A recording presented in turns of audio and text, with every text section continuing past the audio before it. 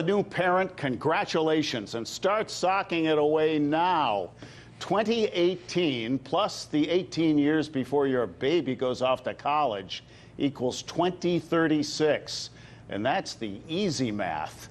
By the year 2036, the total cost of an undergraduate degree, tuition, room and board, and supplies, all in, at a school like Harvard, MIT, or Stanford, a mere $167,000 now, just over $300,000 in 18 years.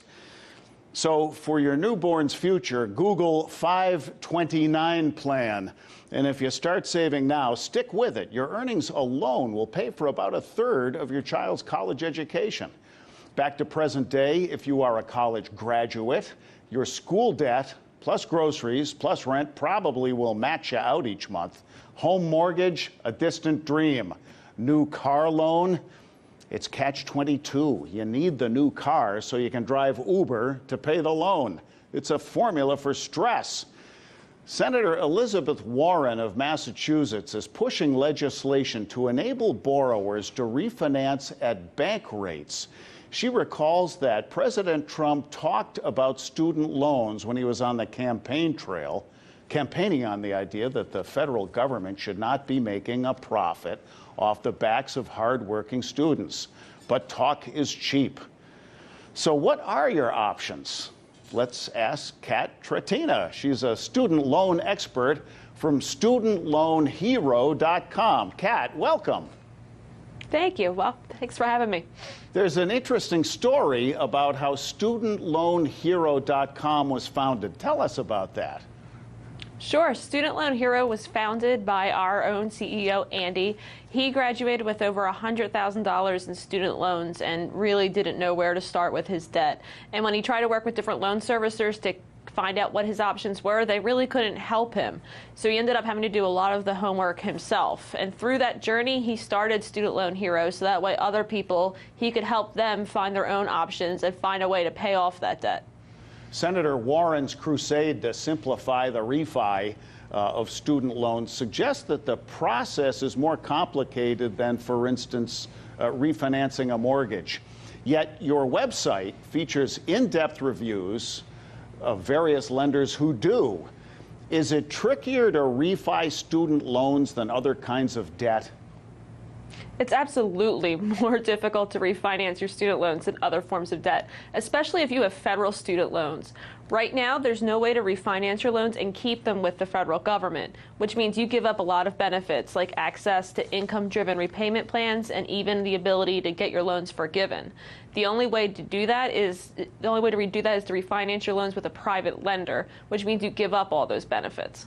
I think a bunch of viewers who may have dozed off woke up when you said loans forgiven. Right. It seems that the government can't seem to find a solution to lowering student loan debts, but cable TV network True TV has. It recently debuted a game show where contestants compete to get their student loans paid off. I'm sure there won't be a shortage of contestants there. Is this the only way some can get relief? No. The most important thing is you don't have to wait for your chance to get on a game show. There are ways that you can reduce your payments and even get your debt forgiven. If you have federal loans, you can sign up for an income-driven repayment plan, which extends your repayment term and caps your payment at a percentage of your discretionary income. Some people can even qualify for a payment as low as $5, which gives a lot of much-needed relief. And if you work for a nonprofit or a government agency, you can even qualify for loan forgiveness after 10 years of making payments. Wow. Is there a legitimate way that borrowers can reduce their payments? When you said $5, my ears perked up. But on talk radio, I hear a lot of fast-talking commercials for services offering to lower student loan payments, and they sound enough like those credit card consolidators who only prolong the pain that I'm suspicious. Are these shark-infested waters, and what sort of arrangements should struggling grads avoid? Yeah, you have every right to be suspicious. A lot of those places promise these desperate people much needed relief, but they leave out the part where they charge them really exorbitant fees. And for the most part, the things that they do is stuff that you can do on your own for free. They'll sign you up for an income-driven repayment plan, or say they'll submit your information for forgiveness, but that's stuff that you can do on your own through the federal government. There's no need to pay someone a fee to do that for you. And you explain that on your website at studentloanhero.com? Absolutely. If you sign up for our app, we'll talk you through all of your options and how to go about submitting your information. Now, at studentloanhero.com, you list certain circumstances under which loans may be forgiven. And among the terms you use is forbearance. Explain what forbearance is. Well, forbearance is different than forgiveness. Forbearance is something where you can temporarily postpone making payments while you get back on your feet. If you've lost a job or if you're dealing with a medical emergency, it's a way to give you some time to get a new job, to get things resolved, so that way you can start making payments. And during that time, you don't have to worry about entering loan default. All of the above we've been discussing is basically about payback options, coping on the back end with debt incurred by admittedly inexperienced borrowers that 18-year-olds tend to be. So on the front end, what advice would you offer those shopping for a student loan? Well, before they ever even start the student loan process, I'd recommend that they exhaust all of their grant and scholarship options. There are thousands and thousands of grants and scholarships that go unclaimed, and that's free money that you don't have to pay back. So that's a good place to start. After that, make sure you look at your federal loan options first, because they tend to have lower interest rates and you have more repayment benefits. But then finally, if you do need to fill the gap, make sure you compare offers from multiple private student loan lenders, so that way you get the lowest interest rate. Something else that caught my eye on your website is College for Everyone.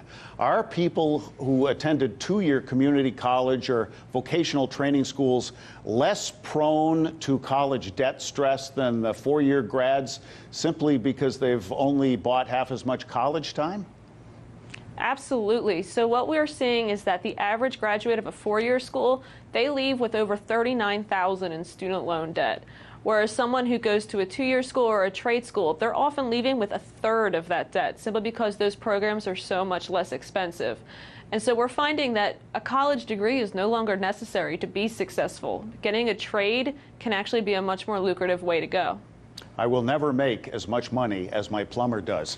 Thank you, Right? Kat Tratina, student loan expert from studentloanhero.com, a free service. Holding a bachelor's degree can boost average earnings to $64,500 a year, according to the Federal Reserve Bank of New York. That's $23,500 more than the average salary for a high school education, but it's a lot less than my plumber makes. We discuss non-four-year degree career options with human resources professional David Lewis. That's the irony right now, is that if you go back to when I was a kid, I was told that you get your college degree, that sets you on a better path as it relates to your career. In reality right now, it's almost the opposite. If you go to school but you're not looking for the college path, you're looking just to get out in the workforce and do something with your hands or with your brain, even without the degree, there are tons of opportunities out there. In the medical field alone, there are a countless number of positions that have assistant next to them that are tied to the medical profession, chiropractic, dentistry. You can go ahead and you can find opportunities there well without the degree. The manufacturing sector is dying for talent right now. There are hundreds of thousands of positions, believe it or not, that go unfilled every year in manufacturing. Most of those positions don't require any type of prior education as it relates to at least college. They just need vocational. And then there's sales. Sales positions constantly out there on the job market. So you don't need to go to college to be able to be successful in this job market today. And you can find a lot of different opportunities out there well without the four-year degree.